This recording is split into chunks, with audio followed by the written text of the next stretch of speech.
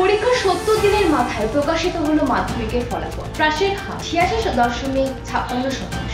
মাধ্যমিকে এবারও জেলায় জয়জয়কার। প্রথম স্থানের রায়গঞ্জের কারেনশন হাই স্কুলের ছাত্র অদিত সরকার। ঝোড়ো হাওয়ার সঙ্গে বৃষ্টি এবং বজ্রপাত গোটা দিল্লি জুড়ে। সূত্রের খবর, গাছে ডাল পড়ে ৩ শিশু সহ ৪ জনের মৃত্যু হয়েছে দিল্লিতে। পদত্যাগ করলেন দক্ষিণ কোরিয়ার প্রেসিডেন্ট হান ডাক-সু। ফের বিনোদন জগতে শোকের ছায়া। প্রয়াত বর্ষীয়ান অভিনেতা হরিদাস চট্টোপাধ্যায়। প্রয়াত সিনেমা ও টেলিভিশনের খলনায়কের ভূমিকায় অভিনয়ের জন্য বহুল পরিচিত মালয়ালম অভিনেতা বিষ্ণু প্রসাদ। ইউরোপা লিগে সেমিফাইনালে প্রথম লেগে অ্যাটলেটিক বিলবাওকে ৩-০ গোলে হারালো ম্যানচেস্টার ইউনাইটেড। সর্বশেষ ওয়েদার আবহাওয়া অফিসে জানিয়েছে, আজও রয়েছে কলকাতা সহ দক্ষিণে একাধিক জেলায় ঝড় বৃষ্টির সম্ভাবনা। দক্ষিণের বেশ কিছু জেলায় আগামী বুধবার ও বজ্রবিদ্যুৎ সহ বৃষ্টির সম্ভাবনা রয়েছে।